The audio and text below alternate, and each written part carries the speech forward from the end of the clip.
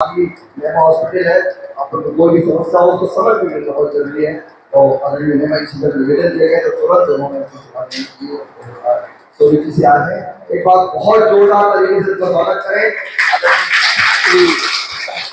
मेहमान जी संतोष भाई से आते हैं कि पुष्पहार से हमारे मुख्य अतिथि महोदय का स्वागत करेंगे। आदरणीय सिंह साहब, कृपया यशवंत सिंह साहब कृपया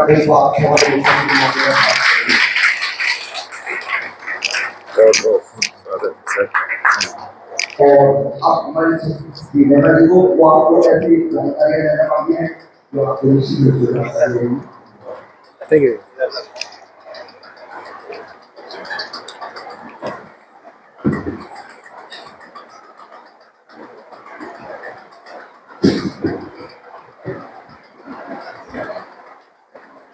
ओम आप ले लें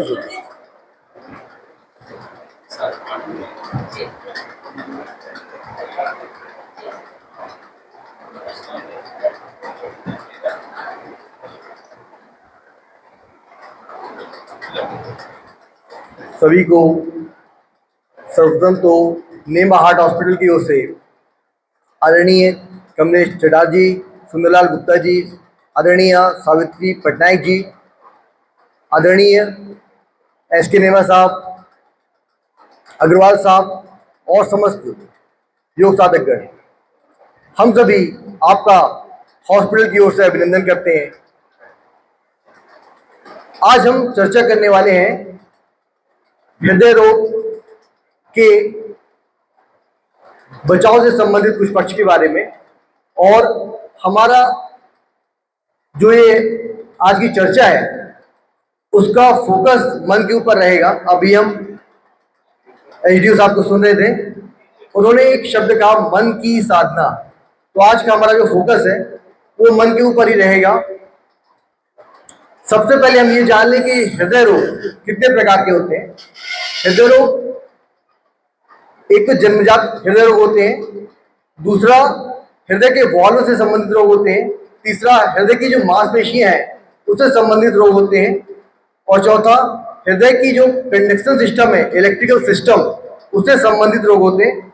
और चौथा जो सबसे मुख्य कारण है हृदय रोग का वह होता है हृदय की नलियों में ब्लॉक की समस्या, जिससे आज ये समग्र विश्व जूझ रहा है।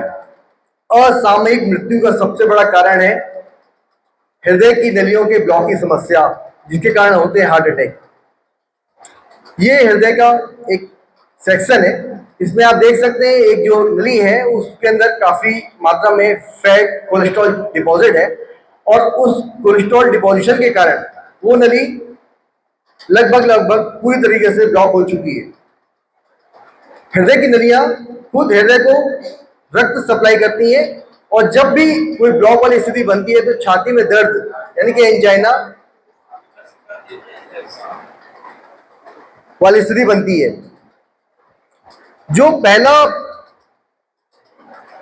डायग्राम है उसमें ब्लड प्रॉपर वे में सर्कुलेट हो रहा है, जबकि दूसरा जो डायग्राम है उसमें ब्लड फ्लो प्रॉपर नहीं है, बस इसलिए क्योंकि उसमें बहुत हद तक फैट का डिपोजिशन हो गया है, इसलिए रक्त की मात्रा अब जितनी जानी चाहिए उतनी नहीं जा रही है। तो जैसे ही व्यक्ति चलता फिरता है, कोई मेहनत का काम करता है, तो छाती में दर्द या भारीपन की शिकायत शुरू हो जाती है।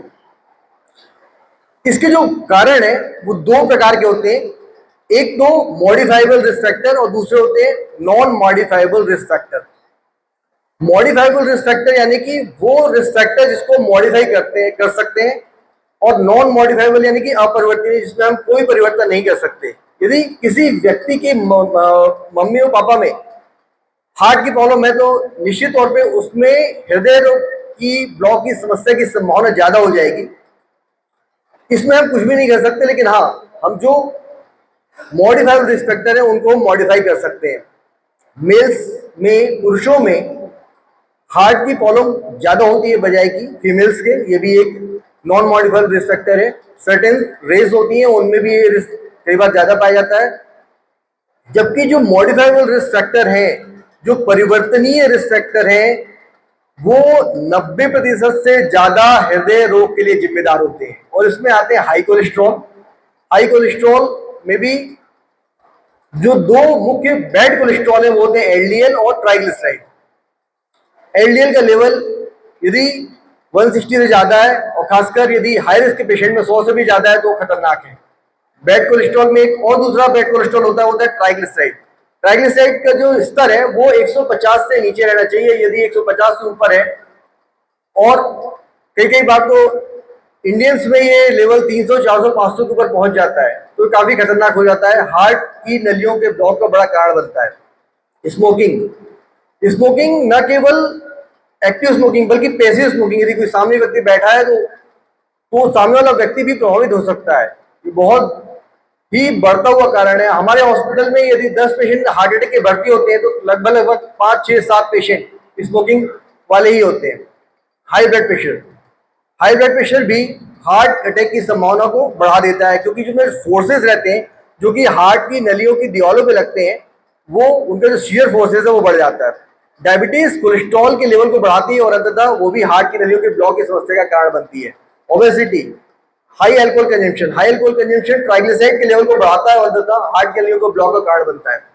फिजिकल इनएक्टिविटी, यदि कोई व्यक्ति जरूरत से ज्यादा सोता है और उसकी सीडेंटरी लाइफ स्टाइल है तो निश्चित तौर पे ये हार्ट के नलियों के ब्लॉकेज की समस्या का कारण बन जाती है। इसके अलावा यदि व्यक्ति बिल्कुल भी रेस्ट नहीं करता है, सोने की जो उसकी जो घंटे हैं, सोने के आवर्स हैं काफी कम है, तो भी उसमें हार्ट के अटैक की संभावना, हार्ट के नलियों की ब्लॉक की समस्या बढ़ जाती है। ये सारी समस्या कहां से जन्म लेती हैं? अभी हमने चर्चा की मन की साधना, तो सारी की सारी समस्याएं मन से चालू होती हैं। यदि हमें सारे फैक्टर्स पता भी हैं, सारी चीजें पता भी हैं, लेकिन उनके रोकथाम के लिए हम अपने मन को उस रोकथाम में न लगाकर, एग्जीक्यूशन नहीं करके लापरवाही करते हैं तो निश्चित तौर पे ये प्रॉब्लम बढ़ जाती है। हमें पता है कोलेस्ट्रॉल कंट्रोल करना है, ओबेसिटी कंट्रोल करना है, स्मोकिंग नहीं करनी है, लेकिन इसके पहले सबसे पहले हमको अपने मन को मजबूत करना होगा। और मन को मजबूत करने के लिए हमारा आज का जो मेन टॉपिक है, आज का जो हमारा फोकस है, वो हम भगवत गीता और मन, इस पे हम कुछ चर्चा करेंगे। इसके लिए मैंने कुछ परमिशन, आज्ञा मैंने प्रेमा साहब से और बाकी लोगों से ले लिए। तो सबसे पहले तो हम चलते हैं ये भगवत गीता के प्रथम अध्याय से। भगवत गीता में कुल 700 श्लोक हैं और कुल 18 अध्याय हैं। 18 अध्याय में जो पहला अध्याय है उसका जो पहला श्लोक है वो धृतराष्ट्र ने कहा। ये एकमात्र श्लोक पूरी भगवत गीता का है जो धृतराष्ट्र ने कहा। धर्म क्षेत्रे कुरुक्षेत्रे समवेता युस्व मामकः पांडवाश्चैव किम अकुर्वत संजय। आप यदि कभी कुरुक्षेत्र जाएं, जो कि हरियाणा में है, हालांकि कभी लोग जाते हैं क्योंकि वो एक ऐसा क्षेत्र है जो कि कभी युद्ध हुआ था वो महाभारत का। वहाँ राजा कुरु जो थे, इन्हीं के जो पूर्वज थे कौरव पांडवों के, वो महान प्रतापी और अत्यंत धर्मात्मा व्यक्ति थे और उन्होंने खुद हल की जगह धर्म की जो खेती है वो करने के लिए वहां पूरी कोशिश की थी और अंततः उनके शरीर में जो धर्म के बीज थे वो गिरे थे। तो उन्होंने आशीर्वाद प्राप्त किया था कि इस जगह से जब भी कोई मुक्ति को प्राप्त हो तो, या मृत्यु को प्राप्त हो तो मुक्ति को ही प्राप्त होगा, तो उस क्षेत्र को कहा जाता है धर्म क्षेत्र। तो धृतराष्ट्र ने पूछा संजय से कि युद्ध की इच्छा से इकट्ठे हुए मेरे और पांडु के पुत्रों ने क्या किया। इसमें सबसे बड़ी बात थी मैं और मेरा वाली मानसिकता। ये जो मेरा और मैं, ये वाली जो मानसिकता है, जो मोह की समस्या है, ये आजकल के समय में सबसे बड़ी समस्या हो चुकी है और पहले भी समस्या थी। जहां एक वो धृतराष्ट्र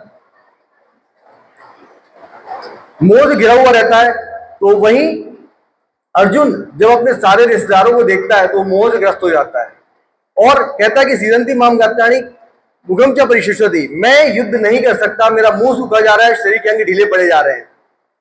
तो ये मोह की समस्या है, इसने सारी समस्याओं को जन्म दिया। और आज भी हमारा मोह धन के प्रति है, हमारा मोह यश के प्रति है, हमारा मोह शरीर के प्रति है, हमारा मोह और भी सारी भौतिक वस्तुओं के प्रति है। और यही मोह अंततः कहीं ना कहीं चल के हमें आगे बहुत सारी बीमारियां, ना केवल हृदय की बीमारियां बल्कि बहुत सारी अन्य बीमारी को ले जाता है।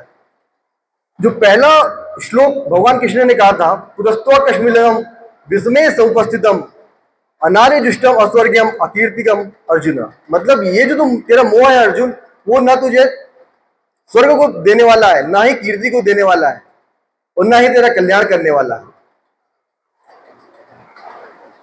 उसके पश्चात जब कृष्ण ने समझाना चालू किया, भगवान ने समझाना चालू किया, तो 7वें श्लोक में अर्जुन भगवान की शरणागति, भगवान के शिक्षा प्राप्त कर लेता है, लेकिन उस समय भी वो यही कहता है कि मैं युद्ध नहीं करूंगा, क्योंकि उसका मोह उस समय तक नष्ट नहीं हुआ था। हमें अपने सारे कार्य सोच समझ के करने चाहिए। यदि हम अपने सारे कार्य सोच समझ के न करें तो ये बड़ी समस्या बन जाती है, चाहे हृदय रोग से संबंधित हो चाहे कोई और। यदि हम खाने पीने की चीजों को लेकर सावधान नहीं रहेंगे, अपनी जीवन शैली को लेकर सावधान नहीं रहेंगे, अपनी दिनचर्या को लेकर सावधान नहीं रहेंगे, तो निश्चित तौर पे ये एक बड़े रोग का कारण बनती है। भगवान का संवाद इस श्लोक से चालू होता है, अशोक्यानंद सुचत्व प्रज्ञावादा सवास्ते गतासून अगतासूंश नानु सोचंती पंडित, यानी कि अर्जुन, तू जो लोग चले गए हैं और जो लोग नहीं गए हैं उनके लिए शोक करता है और पंडितों के जैसे वचन को कहता है। इसलिए जब भी आप अपने किचन में खाना बनाएं, जब भी बाहर खाना खाएं, जब भी अपनी दिनचर्या को डिसाइड करें, तो ऐसे क्रियाकलाप ना करें जो कि आपको रोग के प्रति ले जाते हो, बल्कि उस रास्ते पे आपको बढ़ना है जो कि आपको एक स्वस्थ जीवन शैली की ओर ले जाए। हालांकि आपको कहने की आवश्यकता नहीं है, आप सभी योग करने वाले हैं, इसलिए फिर भी इन चीजों को बार बार रिपीटेशन जरूरी है ताकि हम रास्ते से न भटके। ये जो मोह है हम अपने शरीर से करते हैं, और कृष्ण इस बारे में कहते हैं कि देवस्मिन यथा देह कौमारम यौवनम जरा तथा देहांतर प्राप्ति धीरस्त्र मुह्यति, यानी कि पहले जो एक जीवात्मा है बचपन से लेकर बड़े होते तक अलग अलग शरीर के रूपों को प्राप्त करती है, इसलिए इसमें मोहित नहीं होना चाहिए। और जब ये एक शरीर से दूसरे शरीर को प्राप्त करती है तब वो पुराने शरीर को छोड़ देती है। इसलिए इस शरीर के प्रति मोह या किसी भी प्रकार का मोह अच्छा नहीं है। हमारे मोह का कारण है हमारे प्रियजनों का बिछुड़ जाना। निश्चित तौर पर यह बड़े ही दुख की बात है, लेकिन किसी भी एक चीज को लेकर पूरे जीवन भर उसी मोह में लगे रहना ठीक नहीं है। क्यों? क्योंकि यम ही न वितंती एते पुरुषम पुरुषत्व सम दुखम धीरम स अमृतवाय कल्पते, क्योंकि हे पुरुषश्रेष्ठ, सुख दुख को समान समझने वाले जिस धीर पुरुष को वे इंद्रियों और विषय के संयोग व्याकुल नहीं करते वह मोक्ष के योग्य होता है। न जायते मृते न्याय भूतवा भविता न भूय अजो नित्यम शाश्वत पुराणो न हन्यते अन्य माने शरीर। कहने के लिए तो ये बहुत छोटी छोटी बातें हैं, किंतु ये जीवन को बहुत लंबे समय तक प्रभावित करती हैं। भगवान कृष्ण स्पष्ट रूप से कहते हैं कि नैनम छिन्दन्ति स्थानी नैनम दहति पावक न चैनम किरिंत्यापो न शुष्यति मारुत। इस आत्मा को ना तो कोई गीला कर सकती है, ना कोई ऐसे काट सकते हैं। जैसे एक शरीर से दूसरे शरीर में आत्मा प्रवेश करती है, ये वैसे ही होता है जैसे कि एक व्यक्ति अपने पुराने कपड़ों को त्याग कर नए कपड़ों को धारण करता है। जातस्य ही ध्रुव मृत्यु ध्रुवम जन्म मृतस्य च, जो जन्म लेता है उसकी मृत्यु निश्चित है, इसलिए अपरिहार्य के लिए शोक नहीं करना चाहिए। हमारा यदि आज के लोगों को देखें और हम अपने इस मनुष्य की जो समानता है दूसरे प्राणियों से करें, चाहे वो हम पशुओं से करें, चाहे नदी से करें, चाहे सूर्य से करें, तो सबसे पहले मनुष्य ये सोचता है कि हमें ये कार्य करने में क्या फायदा होगा।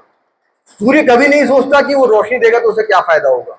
गाय कभी नहीं सोचती कि वो दूध देगी तो उसको क्या फायदा होगा। नदियां कभी नहीं सोचती कि मैं बहूंगी तो ये जल जो जो मेरा उपयोग करेंगे मुझे क्या फायदा होगा। एकमात्र जगत में मनुष्य ही ऐसा प्राणी है जो कर्म करने के पहले ही ये सोच लेता है यदि ये कर्म मैं करूंगा तो मुझे इससे क्या फायदा होगा। और इसी के कारण मनुष्य सबसे ज्यादा दुखी रहता है, अपने मन को यहां वहां लगाता है और न केवल हृदय रोग न ही बाकी परेशानियों से जूझता है, बल्कि अंततोगत्वा काफी सारी परेशानियों को फेस करता है।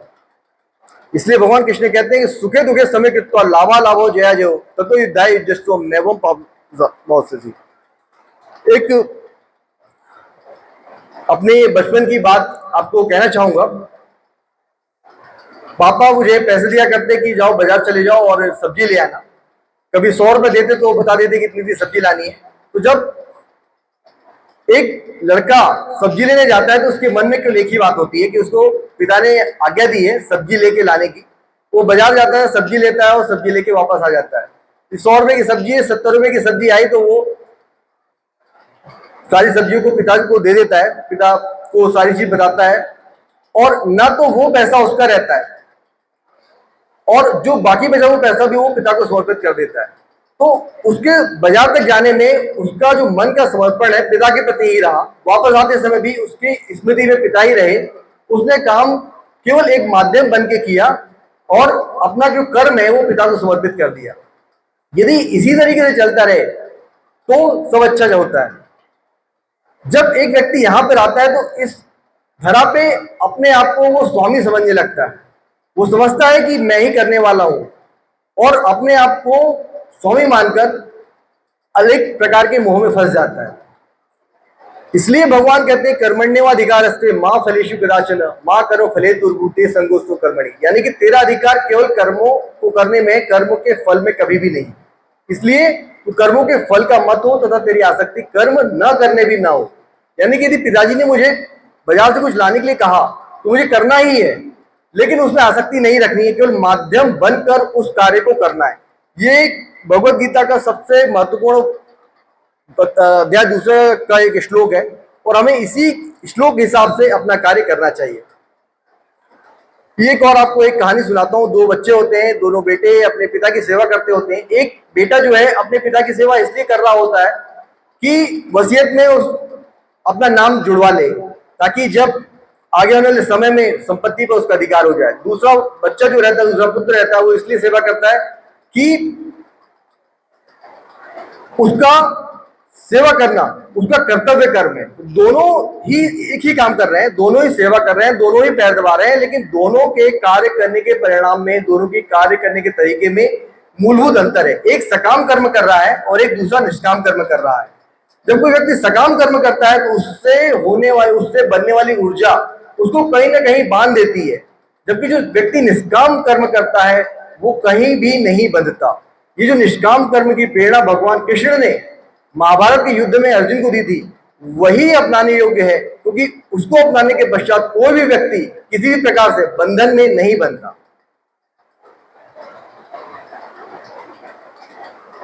इसलिए भगवान कृष्ण अर्जुन से कहते हैं योगस्था तु कर्माणि संगम त्यक्त्वा धनंजय सिद्धयो सिद्धयो समा भूत्वा समत्वम योग उच्यते। हे धनंजय, तू आसक्ति को त्याग कर तथा सिद्धि और असिद्धि में समान बुद्धि वाला होकर योग में स्थित हुआ कर्तव्य कर्मों को कर, समत्व ही योग कहलाता है। जो संभाव की स्थिति है वही योग है और वही मुक्ति का मार्ग है।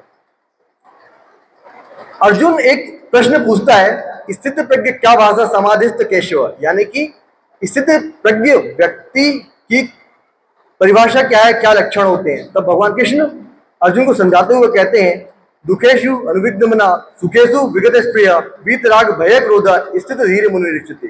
दुखों की प्राप्ति होने पर भी जिसका मन उद्विग्न नहीं होता है और सुखों की प्राप्ति होने पर भी जिसके मन में उद्विग्न नहीं होता है तथा जो राग भय और क्रोध से सर्वथा रहित हो, वह स्थिर बुद्धि मनुष्य स्थित प्रज्ञ कहा जाता है। आप कहेंगे इसका हृदय रोग से क्या संबंध है? हृदय रोग से इसका बड़ा संबंध है।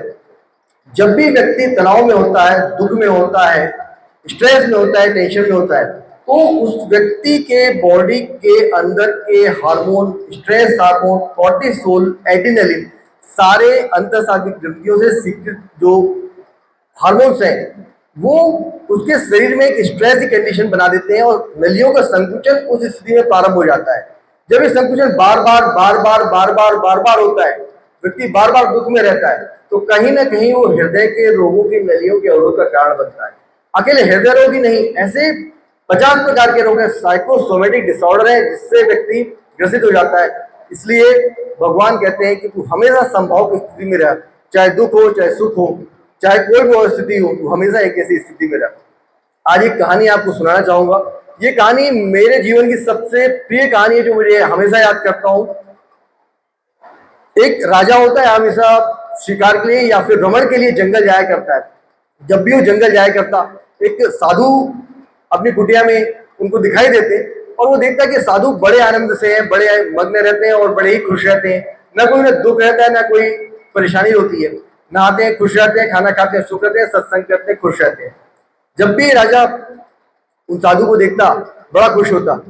उसके मन में एक बात आती है कि क्यों ना इन साधु जी को हम अपने महल ले जाएं, तो इनकी जो सकारात्मक ऊर्जा है, सकारात्मक तरंगे हैं, वो हमें सबको लाभान्वित करेंगे। तो कई बार अपने मन की बात को साधु जी से कहता है, साधु जी उनकी बात को सुनते हैं और समझते हैं, हमेशा मना कर देते हैं और कहते हैं कि मैं तो यहीं सुखी हूँ, मैं यहीं अच्छा हूँ, लेकिन बार बार विनय करते हैं तो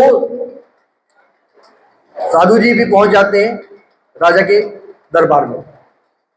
वहां भी अच्छे से रहने लगते हैं, आनंद से रहते हैं, मजे से रहते हैं, उनकी सेवा होती रहती है और वो बढ़िया, तुम देखते हैं राजा देखते हैं कि बढ़िया खाना खा रहे हैं, घी पूरी खा रहे हैं, खीर खा रहे हैं और उनके सारे दिन अच्छे से गुजरने लगते हैं। बहुत दिन हो जाते हैं, बहुत महीने हो जाते हैं, यहाँ भी साधु जी बहुत अच्छे से रहते हैं।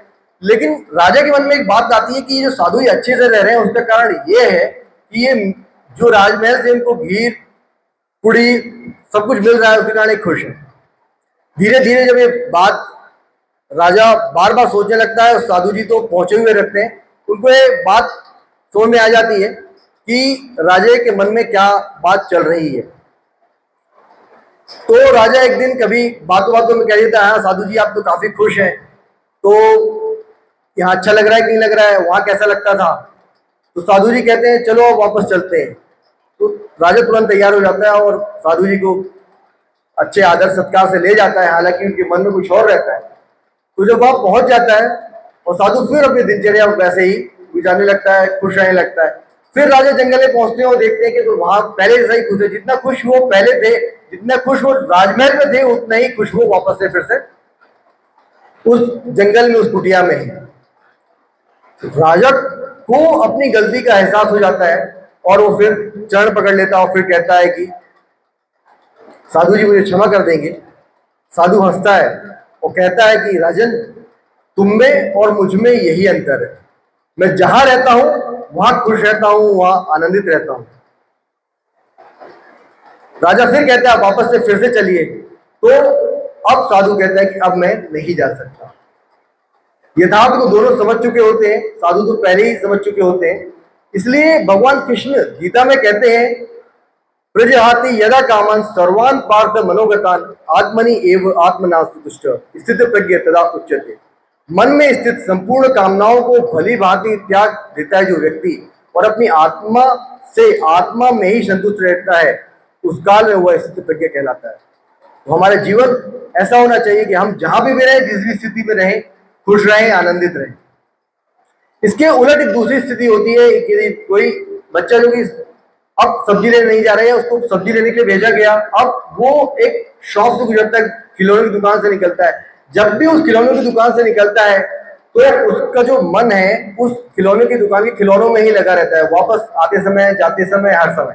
तो जब कोई व्यक्ति एक ही चीज का चिंतन करता है तो उस चीज के लिए उसकी आसक्ति बन जाती है और उस चीज की आसक्ति होने के पश्चात उस चीज के लिए उसकी कामना, इच्छा बन जाती है। और जब कामना पूरी नहीं होती है तो उसको क्रोध आता है, गुस्सा आता है, और जब गुस्सा आता है तो फिर उसकी स्मृति में भ्रम हो जाता है, विवेक शक्ति का नाश होता है। तो ये जो बच्चा है, अब वो 100 रुपए लेके तो गया, लेकिन वापसी में वो अपना काम करके नहीं आया, पूरे 100 रुपए उसने इधर की उधर की चीजों में खर्चा कर दिए। तो आप जानते हैं अल्टीमेटली आखिरकार होगा क्या? पिताजी निश्चित तौर पे गुस्सा होंगे।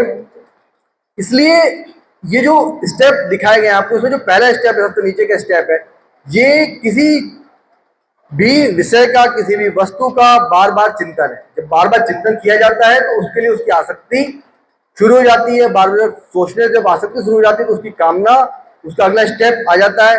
जब कामना पूरी नहीं होती है तो फिर व्यक्ति को क्रोध होता है। जब क्रोध होता है तो उसकी स्मृति में भ्रम हो जाता है और व्यक्ति अपने स्थान से गिर जाता है। इसलिए भगवान कृष्ण कहते हैं, ध्याय तो विषय पुंसा संगत जायते संगात संगते कामा कामा क्रोधो भी जायते। यानी कि विषयों के बारे में सोचते रहने से मनुष्य को उनसे आसक्ति हो जाती है और इससे उसमें कामना आने की इच्छा पैदा होती है और कामनाओं के विघ्न आने से क्रोध की उत्पत्ति होती है। क्रोध से अत्यंत मूढ़ भाव उत्पन्न हो जाता है, मूढ़ भाव से स्थिति में भ्रम होता है। स्मृति में भ्रम होने से बुद्धि का नाश यानी कि ज्ञान शक्ति का नाश हो जाता है, और जब बुद्धि का नाश हो जाता है तो पुरुष अपनी स्थिति से गिर जाता है। तो कभी भी हमें अपनी समत्व भाव की स्थिति से नहीं गिरना है और इन विषयों से बार बार की आसक्ति से दूर रहना है। हमें कैसा जीवन जीना है? एक समुद्र के जैसा जीवन जीना है। समुद्र के पास यदि जाए, बहुत सारी नदियां उसके पास आकर जब मिलती हैं, चाहे वो नदियां एक हो, चाहे हजार हो, चाहे दो हो, चाहे मिले चाहे ना मिले, समुद्र की स्थिति में कोई परिवर्तन नहीं होता है। अपूर्य माणम अचलम प्रतिष्ठम समुद्र मापा प्रविशन्ति यद्यत् यत् कामा यह प्रविशन्ति सर्वे स शांति मापनोति न काम कामी। यानी कि जैसे नाना प्रकार की नदियां और उनके जल संपूर्ण रूप से अचल प्रतिष्ठा वाले समुद्र में उसको विचलित न करते हुए मिल जाते हैं, वैसे ही जब हमारे सामने विभिन्न प्रकार की परिस्थिति आती हैं तो हम स्थिर रहते हैं, एक जैसे रहते हैं। ये था अभी तक का ज्ञान योग का चर्चा जो हमने की। अब आगे हम बहुत शॉर्ट में चर्चा करेंगे क्योंकि समय काफी हो चुका है। अध्याय 3 यहाँ से शुरू होता है। भगवान कृष्ण से अर्जुन प्रश्न करता है कि भगवान, जब आत्मा ना तो जन्म लेती है, ना ही कोई किसी को मारता है, ना कोई किसी को मरता है, तो फिर कर्म करने की क्या जरूरत है? जायसी चेत कर्मणस्ते मता बुद्धि जनार्दन तत्किम कर्मणि घोर्यमा नियोजयसि केशव। यानी कि यदि कर्म योग की अपेक्षा यदि ज्ञान योग श्रेष्ठ है तो हे भगवान, आप मुझे इस भयंकर कर्म में क्यों लगाते हैं? काम करने की तो जरूरत ही नहीं है। लेकिन ये प्रकृति में ऐसा एक तंत्र है कि हर किसी व्यक्ति को कुछ ना कुछ करना ही होता है। भगवान कृष्ण यही बात अर्जुन को समझाते हैं, और यही बात अर्जुन को समझाते हुए कहते हैं कि जो राजा जनक है वो राज कार्य करते थे, लेकिन वो समत्व योग के भाव से कर्म करते थे, और ये कर्म करते हुए भी उन्होंने अपने सारे राजपाट को संभाला और अंततः मुक्ति को प्राप्त हुए।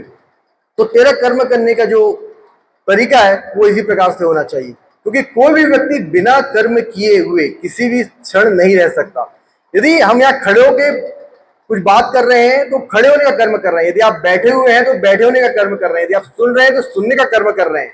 इसलिए कोई भी व्यक्ति बिना कर्म किए हुए किसी भी क्षण नहीं रह सकता है। इसलिए अपने कर्म को निष्कामता के साथ में अपना के आगे बढ़ने का काम हमें करना है।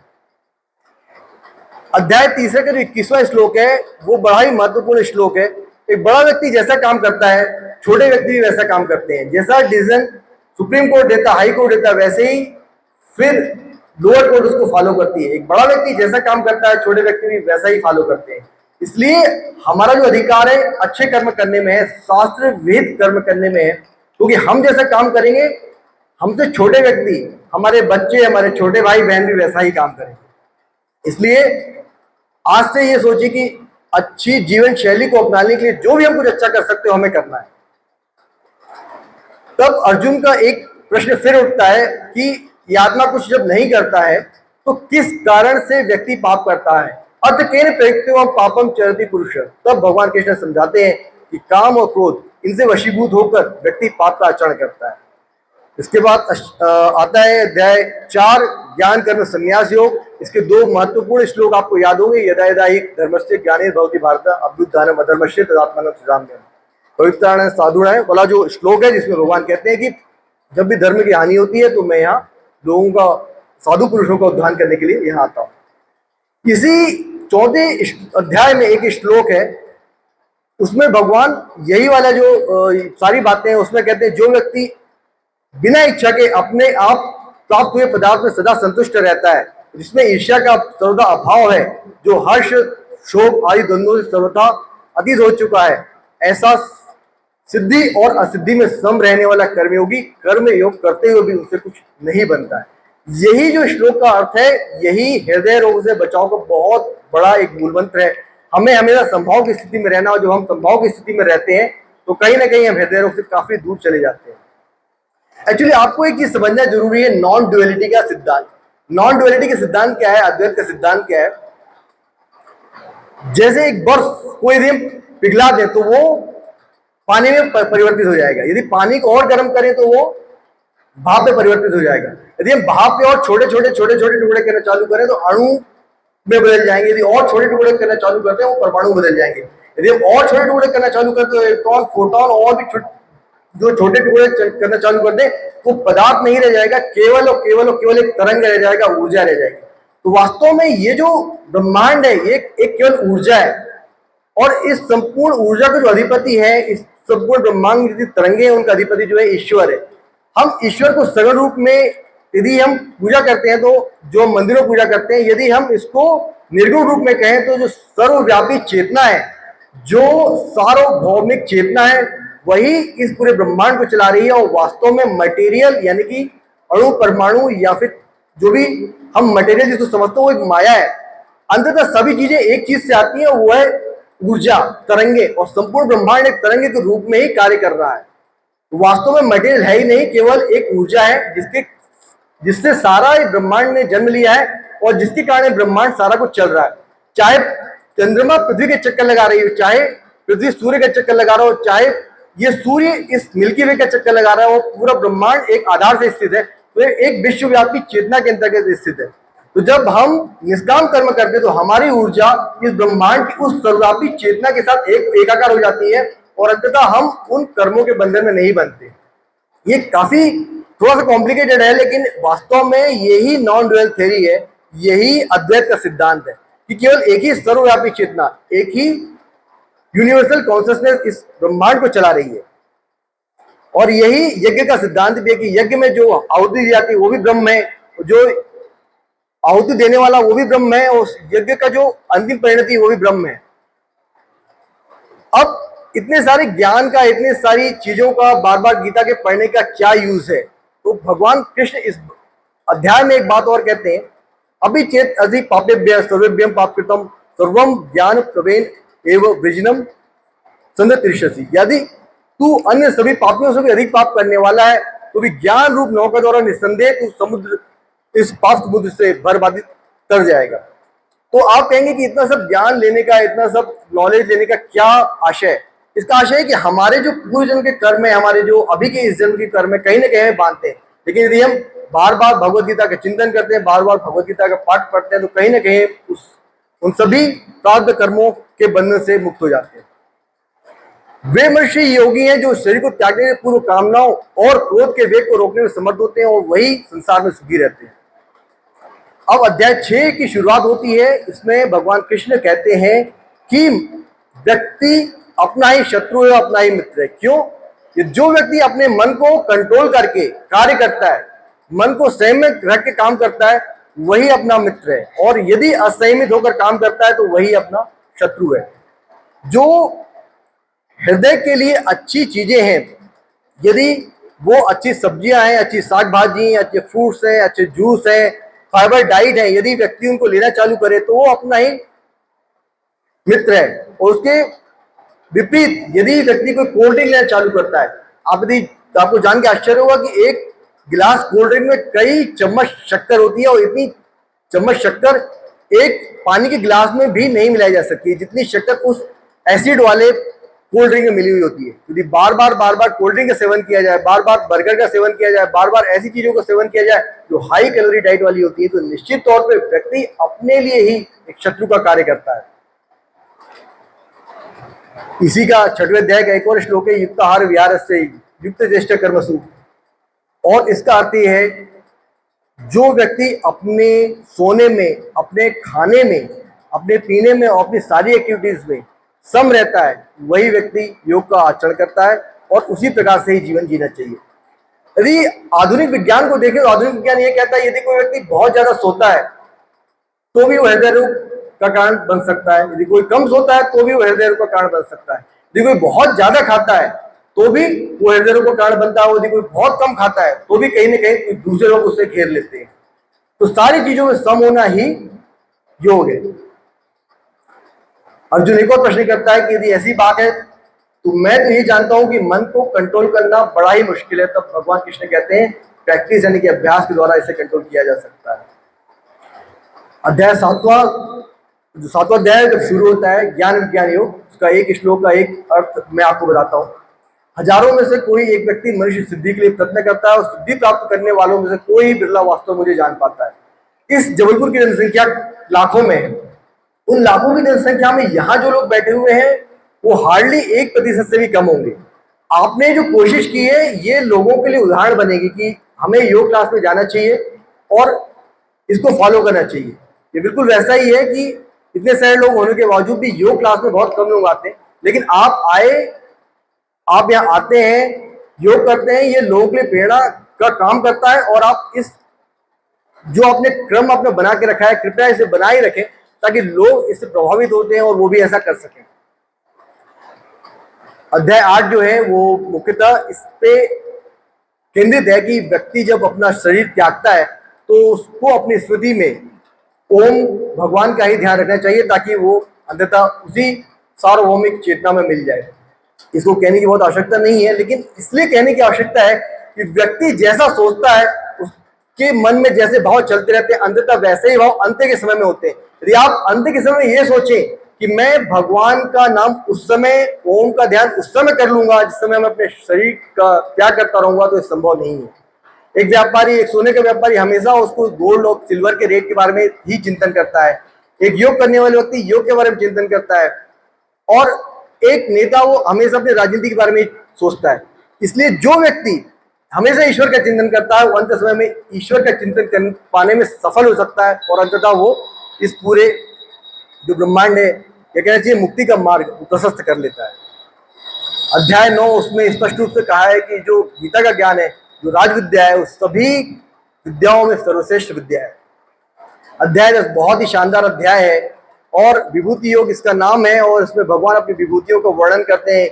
मैं ही सत्सधारियों में राम हूँ, मैं ही रुद्रों में शंकर हूँ, और जितनी ब्रह्मांड में समस्त ऐश्वर्युक्त शक्तियुक्त वस्तुएं वो सभी को मैं ही, मेरे कारण ही वो सभी हैं। इस संपूर्ण ब्रह्मांड को मैं अपनी शक्ति के एक अंश मात्र से धारण किया हुआ हूँ। तो फिर अर्जुन कहता है कि यदि आप अपने अंश के एक मात्र से धारण किए हुए हैं तो फिर आपका विराट रूप कौन सा है।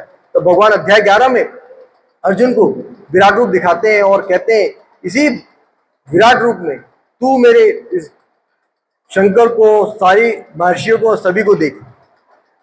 अध्याय 12 उसमें भगवान निर्गुण और सगुण ब्रह्म के बारे में चर्चा करते हैं। अध्याय 13 में प्रकृति और पुरुष के बारे में भगवान कृष्ण अर्जुन को समझाते हैं प्रकृति और पुरुष में क्या अंतर है। प्रकृति और पुरुष में वही अंतर होता है जो कि एक चिता में लेटे हुए एक मृतात्मा और एक सजीव में अंतर होता है। हम इसलिए बोल रहे हैं क्योंकि हमारे अंदर चेतना है, हमारे अंदर आत्मा है, लेकिन वही व्यक्ति जो चिता के ऊपर लेटा हुआ होता है उसमें चेतना नहीं होती है। तो जो ये शरीर है ये वास्तव में प्रकृति है, और जो अंदर चेतना है वो पुरुष है।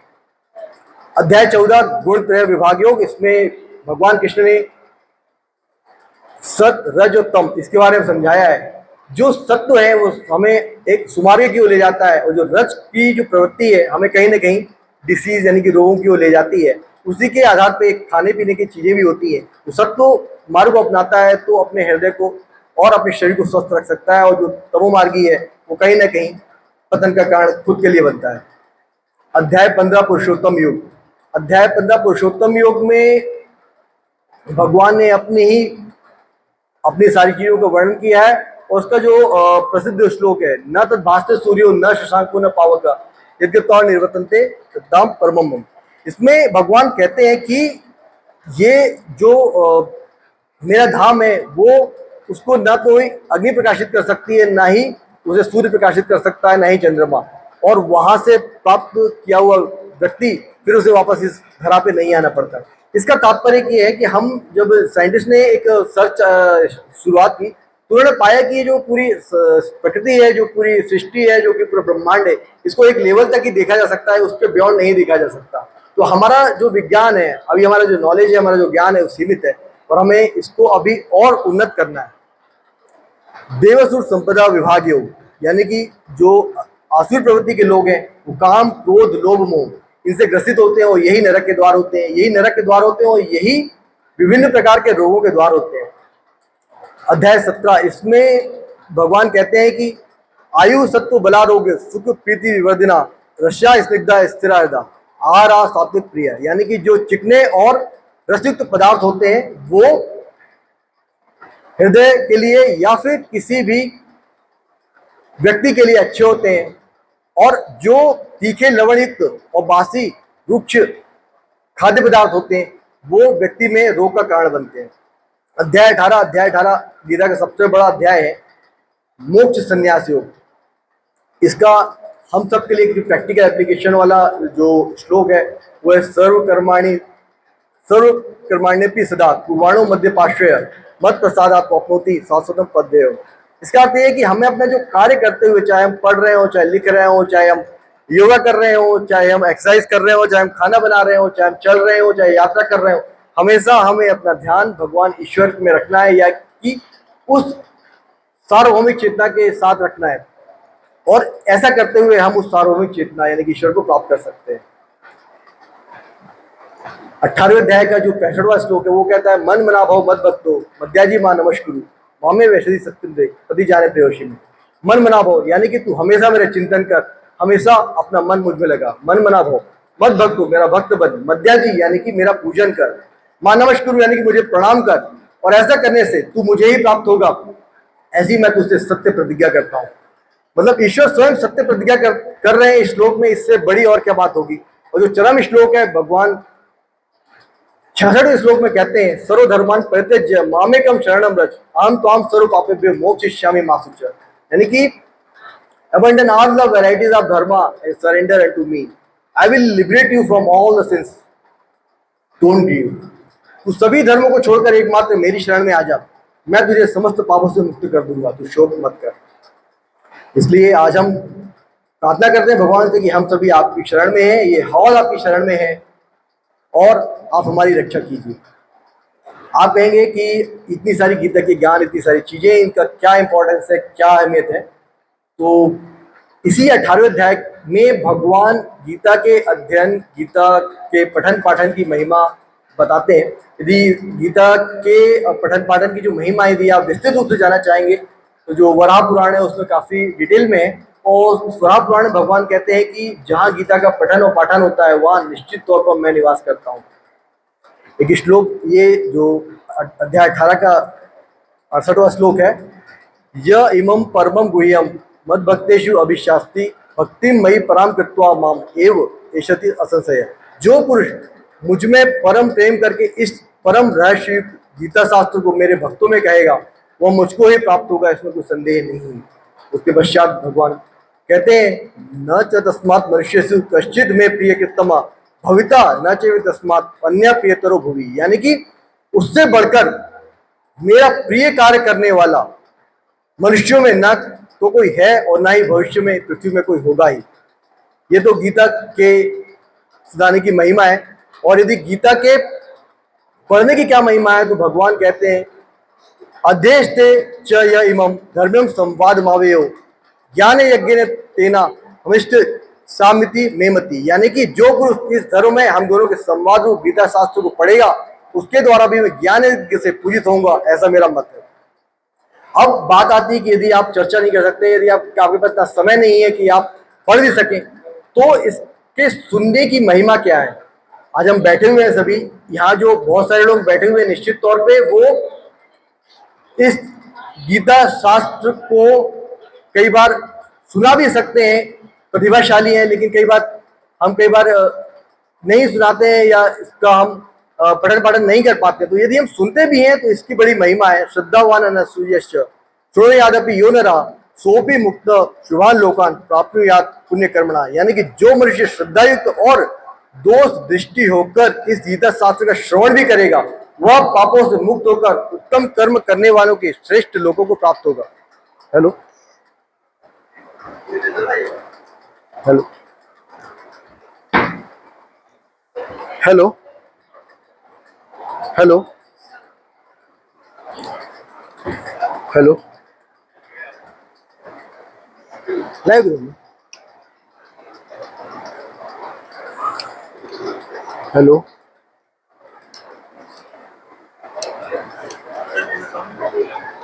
सोनू ले आओ। हेलो हेलो मिल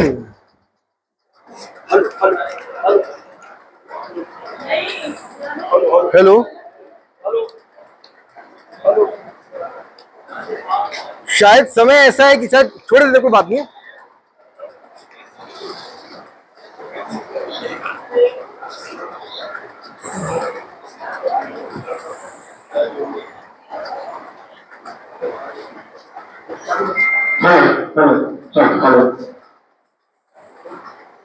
हेलो,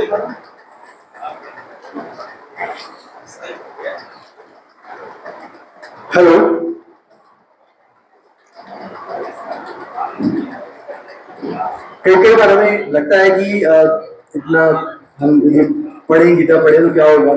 2-3 दिन पहले की ही बात है, कब कहाँ पे क्या हो जाए कोई भरोसा नहीं है। जिन लोग ने अहमदाबाद से यह सोच के फ्लाइट में सवार हुए थे कि कुछ समय कुछ घंटों के पश्चात वो लंदन पहुंचने वाले हैं, जिन लोग जिस कॉलेज में मैं पढ़ा, जिस बीजे मेडिकल कॉलेज अहमदाबाद में मैंने डीएम अपनी पूर्ण की, जहां मैं रहता था वहीं उसी के पास ये सारा हादसा हुआ। इसलिए जब भी आपको समय मिले तो ये जो गीता के श्लोक हैं वो हमेशा पढ़े। समय की कोई निश्चितता नहीं है। बस आपको 1 मिनट और दूंगा। जो अध्याय 18 का जो अंतिम श्लोक है, यत्र योगेश्वर कृष्ण यत्र पार्थो धनुधरा तत्र शीर विजयो भूत दूला नितिर्मतिर्मम। Wherever there is a Lord Yogeshwar Bhagavan Shri Krishna and wherever there is Arjuna, surely there is wealth, victory, glory and justice. जहां भगवान श्री कृष्ण है वहां श्री है यानी कि धन संपदा है, वहीं पर विजय है यानी कि जीत है, वहीं पर विभूति यानी कि भगवान की समस्त कलाएं हैं, ब्यूटी है, वेल्थ है, फेम है, स्ट्रेंथ है, नॉलेज है, रिलेशनशिप है, और वहीं पे नीति है यानी कि पॉलिसी है, रेगुलेशन है, ट्रांसपेरेंसी। सभी को एक बार फिर से हृदय से बहुत बहुत धन्यवाद मुझे सुनने के लिए और मुझे यहाँ बोलने के लिए, ऐसे देने के लिए बहुत धन्यवाद।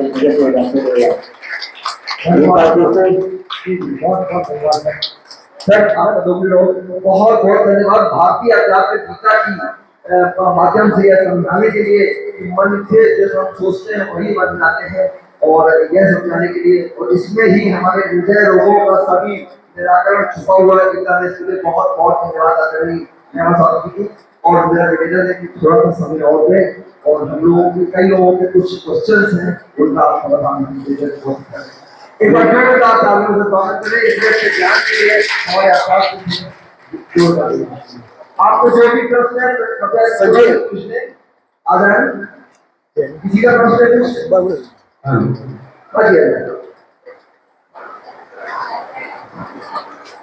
हेलो, हाँ जी, हाँ